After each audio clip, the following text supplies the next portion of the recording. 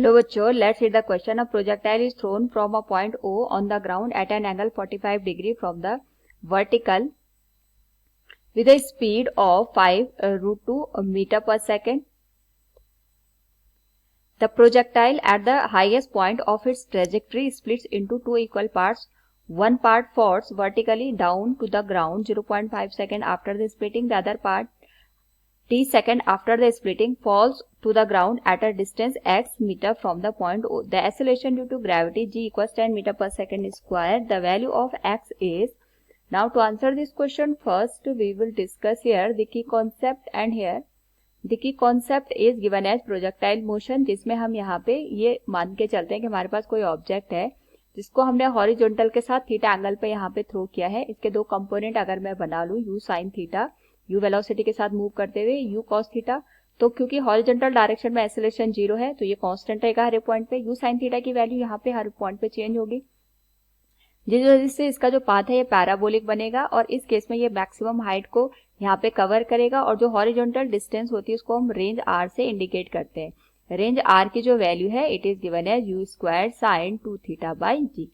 Now question के according हमारे पास यहाँ पे जो कंडीशन दे रखी है उसमें यहाँ पे हमसे पूछा गया है कि एक पार्टिकल है जिसको हमने 45 डिग्री पे यहाँ पे प्रोजेक्ट करा है. अब जब हमने इसको यहाँ पे 45 डिग्री पे प्रोजेक्ट किया है तो ये जब अपने पाथ को कवर करेगा, हम ये मान के चलते हैं अगर इसमें कोई भी स्प्लिटिंग वगैरह ना होती, इसका जो पाथ बनता कुछ इस तरीके का हमें यहाँ पे देखने को मिलता. दैट वाज कि यहाँ पे जो हॉरिजॉन्टल डिस्टेंस हमें देखने को मिलती है वो इसकी रेंज r के बराबर होती है, और यहाँ पे जो हाइट हमें देखने को मिलती है वो इस मैक्सिमम हाइट h के बराबर होती है.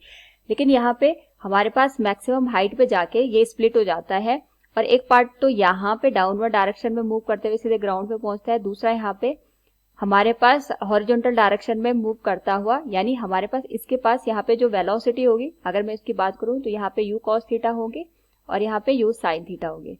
मैक्सिमम हाइट पे जाके जो u sin थीटा इसकी वैल्यू यहाँ पे 0 के बराबर हो जाएगी. इसके पास केवल एक ही वेलोसिटी बनेगी, that will be u cos theta. तो इसका जो पाथ है कुछ इस तरीके का बनेगा जैसे हम किसी भी ऑब्जेक्ट को किसी टावर से यहाँ पे हॉरिजॉन्टल यहाँ उसको स्पीड देके थ्रो करते हैं. सपोज हम टावर पे खड़े हैं, हमने बॉल को u वेलोसिटी के साथ हॉरिजॉन्टल डायरेक्शन में थ्रो किया, तो जो उसका पाथ बनता है वो यहाँ पे हाफ पैराबोला बनता है. तो सेम वही कंडीशन यहाँ पे प्रोड्यूस हो जाएगी, यानी इसका जो पाथ बनेगा वो कुछ इस तरीके से हमें देखने को मिलेगा. क्वेश्चन में ये दे भी रखा है कि जो अदर पार्ट है वो हमारे पास यहाँ पे x डिस्टेंस पे गिर जाता है फ्रॉम o पॉइंट. अगर ये o पॉइंट है यहाँ से, तो यहाँ से इसकी जो पोजीशन हो गई जहाँ पे जाके दूसरा पार्ट गिरता है वो x के बराबर हो गई.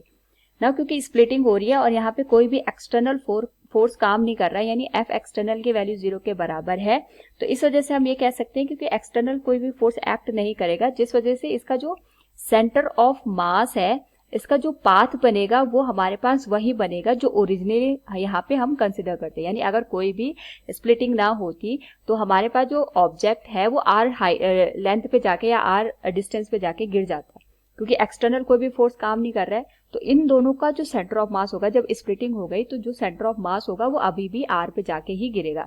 तो सबसे पहले हम रेंज r की वैल्यू निकाल लेते हैं. That will be u square sine 2 theta by ji.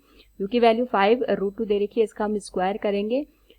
Theta की वैल्यू 45 डिग्री है तो 2 इंटू 45 90 डिग्री के बराबर आ जाएगा, and this will be divided by g. तो ये आ जाएगा 5 इंटू 5 25 इंटू 2 50 के बराबर आ जाएगा. जी की वैल्यू हम यहाँ पे 10 मीटर पर सेकेंड स्क्वायर लेंगे तो ये आ जाएगा 5 मीटर. यानी हमारे पास जो सेंटर ऑफ मास है यानी r की वैल्यू है वो 5 मीटर के बराबर आ गई.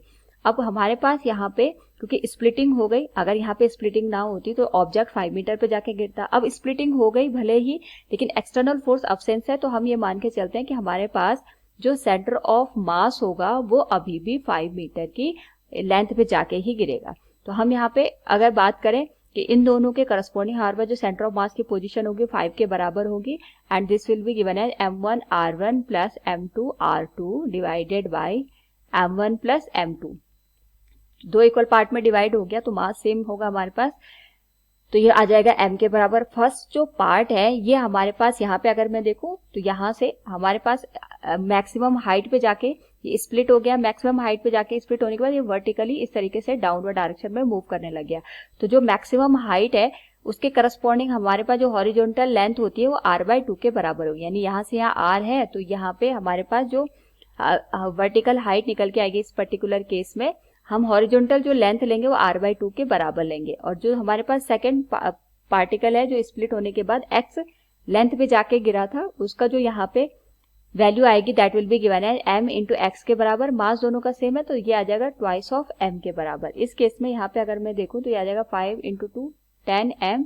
ये आ जाएगा, यहाँ पे हमारे पास m को मैं कॉमन ले सकती हूँ और ये वैल्यू आ जाएगी r/2, यानी हमारे पास 2.5 के बराबर, प्लस x की वैल्यू हम यहाँ पे कैलकुलेट कर सकते हैं, m से m कैंसिल हो जाएगा, और यहाँ से अगर मैं इस वैल्यू को कैलकुलेट करूँ तो जो x की वैल्यू आएगी दैट विल बी गिवन है 7.5 मीटर।